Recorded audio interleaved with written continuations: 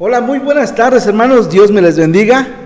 Hoy vamos a meditar un pasaje que se suscribe en el Salmo número 70.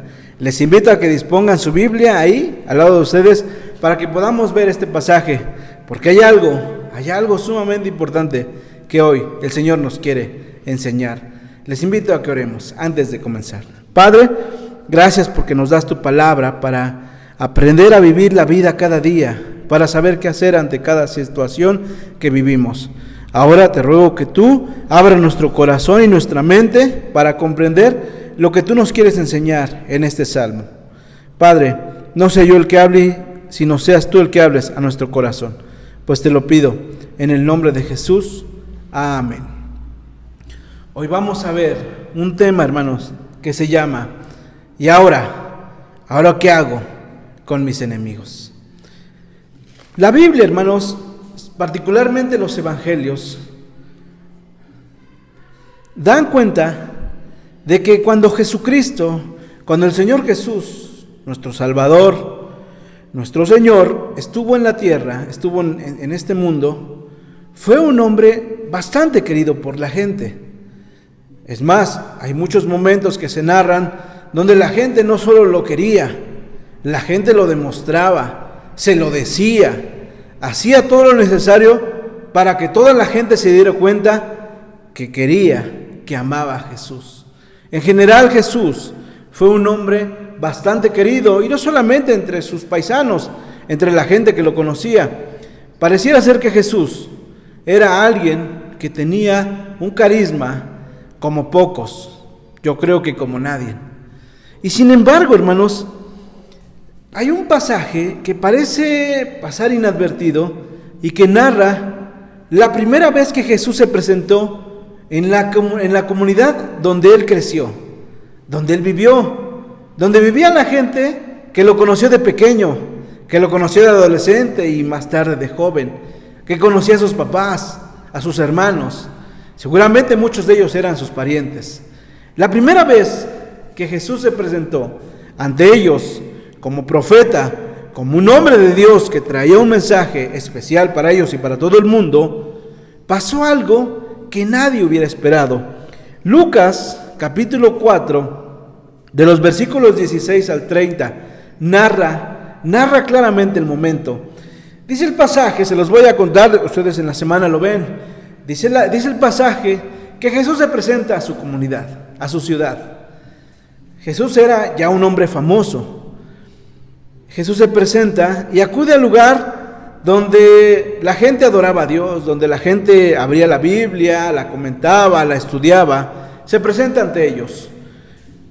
Esos hombres que lo habían visto como un niño, les agradó ver a Jesús. Le acercaron un libro de la Biblia, el libro de Isaías. Jesús abre el libro y lee un pasaje que se encuentra en Isaías 61, donde se explica lo que el libertador, que todo el pueblo esperaba, va a hacer con el pueblo. Jesús les lee esa parte donde dice que el libertador iba a traer buenas noticias, o trae buenas noticias. Trae sanación a los corazones oprimidos o quebrantados. Trae libertad a los que se sienten cautivos, a los que se sienten atrapados. Y más aún, va a traer vista a los que sienten que están ciegos. Jesús les lee esto e inmediatamente con voz firme les dice: hoy se ha cumplido lo que dice este pasaje. Hoy se está cumpliendo. Hoy es el momento cuando se está cumpliendo lo que narra este texto. La gente que lo oye, sus parientes, se admiraron de lo que dijo. Sin embargo, Jesús va a complementar la lectura de este pasaje con un pequeño discurso. Un discurso que va a resumir dos cosas. En primer lugar, va a resumir que todo esto que narra la Escritura que va a ser el libertador, Él no lo va a hacer en esa comunidad, sino más bien lo va a hacer donde el Señor lo lleve a hacerlo. Él les dice en varias ideas que esto que dice la Escritura no lo va a hacer ahí, lo va a hacer donde Dios le diga. Deja la Biblia, deja el rollo y se sienta. Quienes lo escucharon se molestaron, se enojaron. No, ni siquiera trataron por un momento de entenderle, de comprenderle, se enojaron. Y dice el pasaje que tal fue su enojo que llevaron a Jesús a la peña, al lugar donde aventaban a los profetas, donde literalmente los empujaban para que murieran, donde empujaban a los profetas que traían un mensaje que no era de Dios. Estos hombres, estos parientes de Jesús, estos seguramente familiares, muchos de ellos de Jesús, se enojaron tanto de lo que dijo Jesús, que lo llevaron para matarlo. Sus parientes lo querían matar, o lo quisieron matar. La Escritura dice que cuando llegaron al lugar, Jesús simplemente se abrió paso entre ellos y se retiró. Jesús no les dijo una grosería, no. Sin embargo, lo que ellos escucharon los hizo enojar a tal grado que quisieron matar a Jesús. Hoy yo quiero preguntarles algo, y surge una pregunta. Mi querido hermano, ¿qué puede hacer un hijo de Dios, un cristiano, cuando está ante unas personas que le quieren hacer mal? ¿Cómo debe reaccionar una persona que se considera discípulo del Señor cuando está ante personas que abiertamente le quieren hacer daño? ¿Cuál debe ser la reacción ante la animadversión de otras personas? ¿Cómo reaccionar? Siempre está la alternativa de reaccionar como lo está haciendo la otra persona o las otras personas. Siempre hay esa alternativa, pero sin embargo esa no es la más sabia. Hoy vamos a ver en este Salmo 70 tres cosas puntualmente que nosotros podemos hacer cuando estamos en una situación así. Cuando estamos ante alguien o algunas personas que quieren nuestro daño, que están actuando para que nosotros seamos perjudicados. Vamos a ver lo que dice el pasaje. Versículo 1, empieza David escribe este salmo y empieza con una exclamación. Dice: oh Dios, acude a librarme, apresúrate, oh Dios, a socorrerme.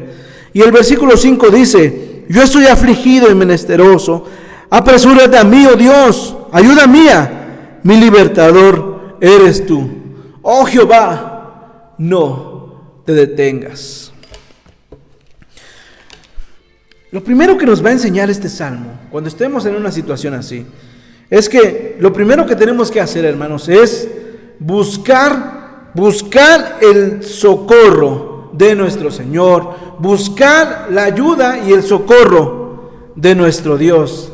David literalmente ruega a Dios para que se apresure, para que llegue lo más rápido que pueda a socorrerle. Él se siente afligido, se siente menesteroso, se siente pequeño y le ruega al Señor: apúrate, ayúdame. Miren, yo lo he dicho en algunas otras ocasiones, David no era un hombre pusilánime, David no era un cobarde, un cobardón, alguien que se echara para atrás. En realidad David era un hombre sumamente valiente, dirigía el ejército del pueblo, de la nación de Israel, salía a las batallas, las peleaba y las ganaba. Así que David no era un miedoso. Y sin embargo, en este momento, cuando escribe este salmo, David se siente como un pobre, como un indigente, como un miserable, y acude a la única persona que le puede ayudar, que le puede tender la mano. David, como general del ejército, como comandante del ejército, seguramente pudo echar mano de sus soldados más fieles, de sus generales más leales, y sin embargo, David acude a la única persona que lo puede ayudar, que es Dios mismo. Acude con el único que lo puede librar, que le puede ayudar en ese momento. ¿Qué pasaba con David, hermanos? ¿Quiénes eran estos enemigos en turno por los que escribió este salmo? En realidad la escritura no lo narra, no da mayores detalles. Y sin embargo, sí va a explicar cómo se siente David. Cómo de pronto David se ve a sí mismo. Hay algo que podemos ver en este salmo y que nunca, mi querido hermano, nunca debemos olvidar. Y es que Dios es nuestra ayuda y nuestro libertador. Dios es el que nos socorre y el que nos va a ayudar aún cuando tengamos o no tengamos ayuda de alguien más. El apóstol Pablo, hermanos, en su segunda carta a los Corintios, en el capítulo 1, va a describir dos características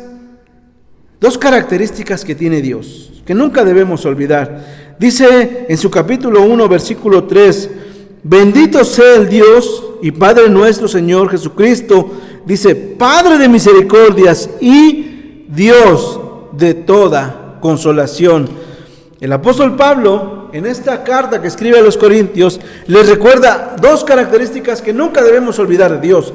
Una que es Padre de misericordias, es decir, que es un Dios infinitamente misericordioso, compasivo y clemente. Y que Dios mismo es Dios de toda consolación, es decir, que tiene el amor y el poder suficiente para prestar consuelo y fortaleza necesarios a todos sus hijos, no importa qué circunstancia estemos viviendo o se esté viviendo. El Señor mismo no es como nosotros, no se comporta como nosotros. Miren, nosotros podemos tener por algún tiempo cierta cantidad de compasión con la gente. Estás triste, tratamos de entender la situación, pero eventualmente nos vamos a cansar y le diremos a esa persona, hombre, párate, ya levántate, ya, básalo, déjalo pasar, la vida sigue. Por un tiempo nosotros quizás seamos comprensivos. Me gustaría pensar que por algunas semanas, algunos días. Pero después nos vamos a cansar y le vamos a decir a esa persona, vamos, levántate, ya. Dale vuelta a la página, la vida sigue. Aquí vamos a ver, hermanos, que Dios no es como nosotros. No. Dios no es como nosotros podemos ser. Al contrario, nosotros nunca debemos olvidar que nuestro Dios es Padre de misericordia y Dios de toda consolación. David, sin conocer a Pablo, conoce las dos características de Dios y va a decir y nos va a enseñar algo que todos los que buscamos a Dios nunca debemos olvidar. Y siempre que sientas la necesidad de decírselo, díselo al Señor. Ayuda mía, libertador mío eres tú. Te has comprometido a hacerlo de todos los que te buscan. De ti dependo y de nadie más. Así lo he vivido varias veces. Eres todo suficiente. Date prisa y ayúdame. ¿Alguna vez usted ha estado en medio de un incendio? Yo espero que no. Yo no lo he estado. Y sin embargo, nunca olvido, o trato de nunca olvidar, lo que me enseñó un compañero del Comité de Protección Civil del lugar de trabajo. Él nos dijo, cuando comenzó la capacitación contra incendios, nos dijo, ¿qué es lo primero que una persona debe hacer cuando está en un conato de incendio o cuando comienza un incendio? ¿Qué es lo que debe hacer? La reacción natural dice que si hay un incendio, pélate, échate a correr. No importa si empujas a alguien, si pisas a alguien, tú acomodé el lugar, ábrete paso y sálvate, retírate de ese lugar. Este compañero nos dijo, Lo primero que hay que hacer cuando hay un incendio es mantener la calma, estar tranquilos, esperar a que la puerta no tenga a ninguna persona, o esperar a que pase el peligro y salir con calma, tranquilos, no dejarse llevar por el miedo. Mi querido hermano, ¿estás pasando por una situación difícil con alguien? ¿Alguien te está haciendo daño? ¿Consideras que te han tratado injustamente? Lo que yo te puedo decir hoy es lo que David hizo en su momento.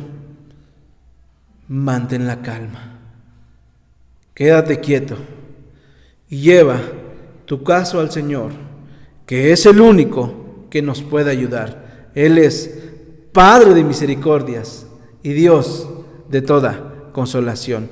¿Tienes un problema con alguien? En primer lugar, busca el socorro de Dios. Pero David nos va a enseñar otra cosa que no debemos olvidar y que podemos hacer.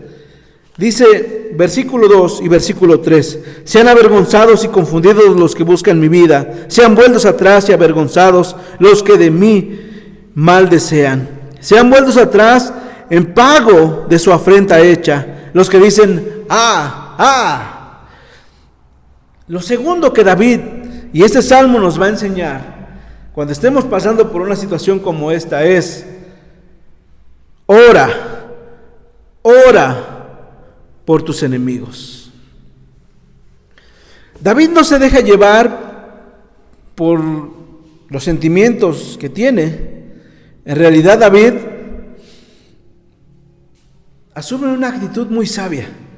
David pudo haber dicho o pedido al Señor: Señor, acábalos, destrúyelos, fulmínalos, porque se están metiendo con el escogido de Dios. En realidad no. David le va a pedir algo bastante sabio al Señor y tiene que ver con la actitud misma que David tiene hacia las otras personas. En primer lugar, David le pide al Señor que estas personas sean llenas de confusión. Pide que de pronto haya falta de orden, falta de claridad en sus pensamientos, en sus ideas, en sus planes malévolos, y que de pronto se vean perplejos, se vean dudosos e inoperantes.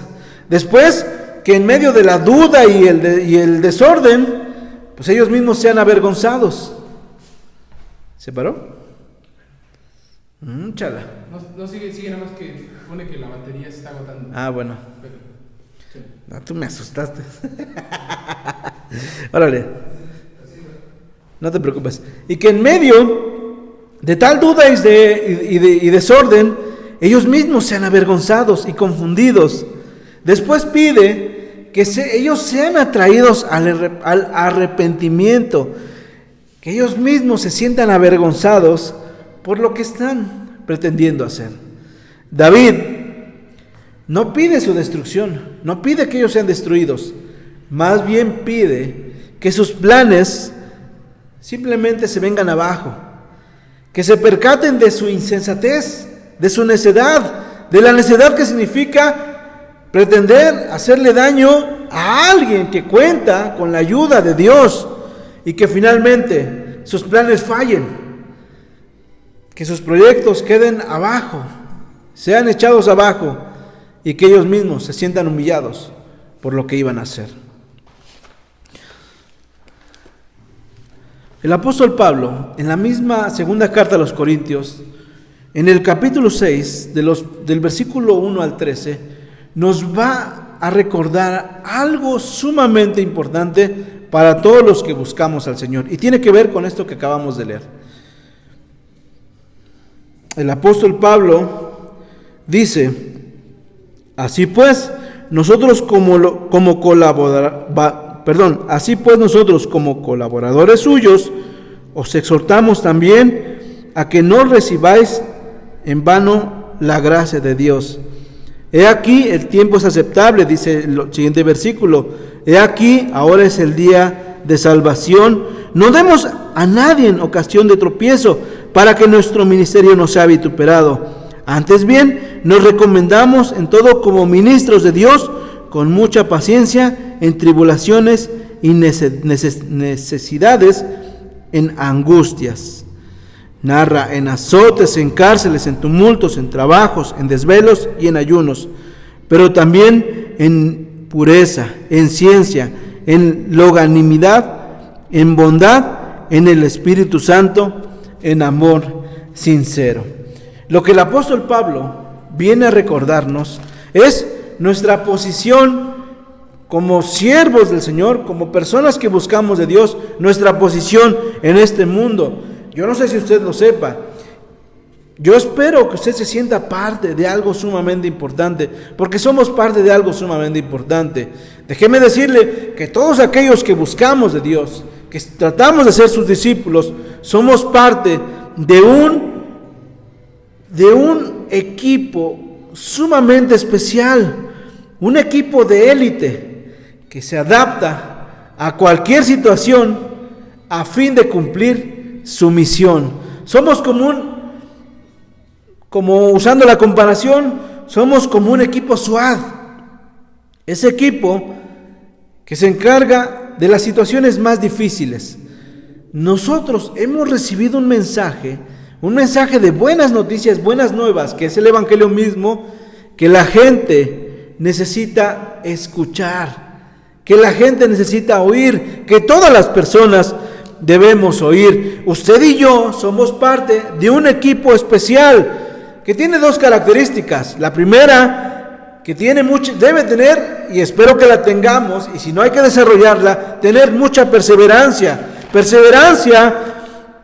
que nos va a ayudar a ser capaces de adaptarnos ante cualquier situación. Y por otro lado, tener mucha paciencia para soportar los sufrimientos, las tribulaciones, la presión, la opresión, todo aquello que podamos vivir. El apóstol Pablo nos recuerda que como colaboradores del Señor, de la obra del Señor, hay dos características entre tantas que debemos tener nosotros, y es tener una enorme dosis de longanimidad, que es tener la paciencia suficiente para soportar los desdenes y las injurias que podemos recibir de otras personas. Y por otro lado, tener una gran dosis de benignidad, que es tener una actitud de dulzura, de empatía, de afabilidad, de simpatía con las otras personas. Cuando somos guiados por el Espíritu Santo, cuando somos conscientes que tenemos una misión, cuando nos asumimos como colaboradores de Dios mismo, como portadores de un mensaje de vida que toda la gente debe escuchar, déjeme decirle que los conflictos, nuestros conflictos que podamos tener con alguien más, ya no se vuelven los conflictos de esa persona hacia nosotros, sino conflictos de esa persona hacia Dios mismo. Problemas que nosotros no vamos a tener con esa persona, sino que esa persona pretende tener con Dios mismo. ¿Alguien, hermano, te agrede? ¿Alguien te dice de cosas? ¿Está actuando para perjudicarte? De todo corazón te invito a que asumas la actitud que nuestro Señor Jesús tuvo, que es soportar con paciencia las injurias, los desdenes de las otras personas, y más bien asumir una actitud de dulzura, de simpatía, de afabilidad con ese que está actuando como tu enemigo. A veces en la vida tendremos que actuar como actuó un antiguo emperador. Cuenta una leyenda que había un emperador chino que en una de sus provincias, algunos de sus súbditos se habían rebelado contra él. No estaban de acuerdo con lo que estaba pasando y se rebelaron. El emperador, cuando se enteró de la noticia, dice esta leyenda, que convocó a sus generales y les dijo: acompáñenme, voy a acabar con mis enemigos. Los generales prepararon el ejército pensando que iba a haber una gran matanza de estos enemigos del emperador, pero pasó totalmente lo contrario. La historia dice que cuando el emperador llegó hasta esta provincia, pidió hablar con los rijosos, con los rebeldes. Se sentó con ellos y adoptó una actitud de afabilidad, de simpatía con ellos. Los escuchó, los perdonó, y estos que eran sus adversarios, sus enemigos, se quedaron tan asombrados que cuando terminó la reunión ya no eran sus enemigos, más bien eran sus amigos. No con una matanza, no con la destrucción, sino con una actitud de dulzura y de afabilidad, el emperador se ganó a sus enemigos. Más tarde, cuando el emperador se reunió con sus generales, los generales no lo podían creer, estaban anonadados y le dijeron: Señor, discúlpenos, pero usted nos ha engañado. El emperador les dijo: en realidad no ha sido así. Vine a hacer lo que les dije que iba a hacer, que es acabar con mis enemigos. Y fue lo que hice. Hoy, aquellos que eran mis enemigos ya no lo son más, ahora son mis amigos. Jesús, cuando hablaba de los que le seguimos, de su iglesia, de los que tratamos de vivir conforme a sus enseñanzas, Jesús nos dice algo muy sublime respecto a qué somos nosotros. Dice que nosotros debemos ser luz, luz que brilla en las tinieblas, luz que no se esconde, que no se oculta, luz que se pone en un lugar alto para que brille. Y añade Jesús, y que la luz sea a tal grado que alumbre de tal modo que los hombres, enemigos, amigos que tengamos, que los hombres vean nuestras buenas obras y glorifiquen a nuestro Dios. ¿Tienes un problema con alguien? ¿Tienes un problema con una persona? Lo segundo que nos invita el Salmo a hacer es orar por ellos. David va a hacer algo que nadie se puede imaginar, pero que es muy sabio. Versículo 4 dice: gócense y alégrense en ti todos los que te buscan, y digan siempre los que aman tu salvación, engrandecido sea Dios. ¿Tienes un problema con alguien? Acude a Dios buscando socorro, ayuda. Ora por tus enemigos. Y una vez que lo has hecho, yo te garantizo que te vas a quitar una enorme losa de aquí encima, te vas a sentir descansado, libre, y vas a tener la capacidad de gozarte con tus hermanos en la fe, por lo que Dios ha hecho. Gózate. Fíjense bien, hermanos, que este salmo, yo les voy a leer como dice el título. Dice: súplica por la liberación.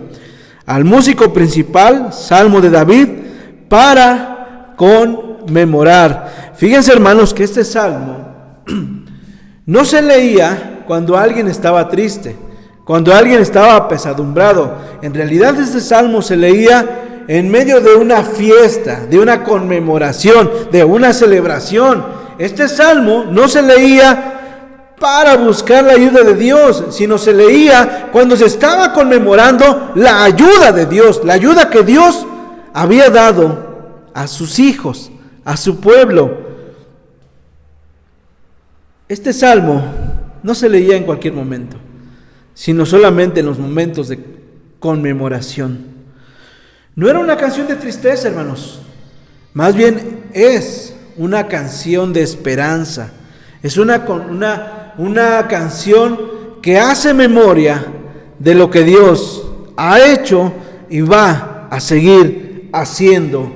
David recuerda que hay gozo en buscar a Dios y en amar la salvación que Dios trae.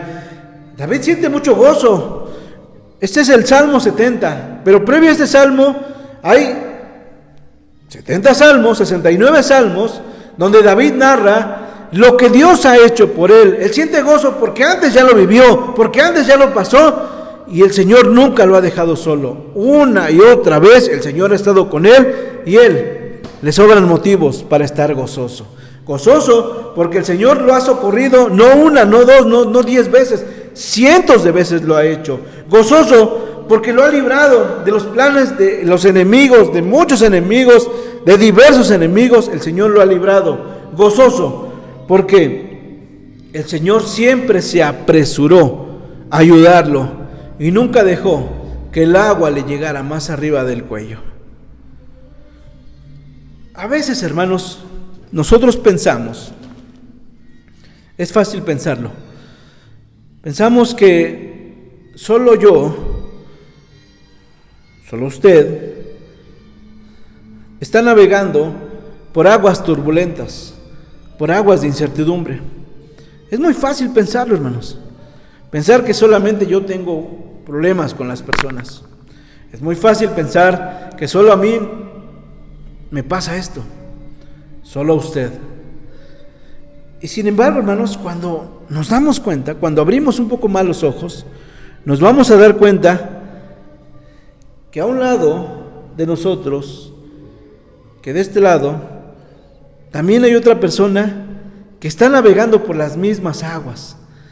Y si abrimos un poco más los ojos, nos vamos a dar cuenta que adelante, que atrás, por allá, hay cientos, miles de creyentes que también están luchando como las mismas cosas en las que usted hoy está luchando. Es fácil pensar que vamos solos, y sin embargo no es cierto. Hay cientos, hay miles, yo me atrevería a decir millones de creyentes que estamos luchando todos los días para mantener la barca a flote. Así que, mi hermano, ¿tienes problema con alguien? Yo te invito a que no te desanimes, al contrario, gózate, gózate, gózate. Mi querido hermano, cuando te das cuenta que el Señor nunca te ha dejado solo,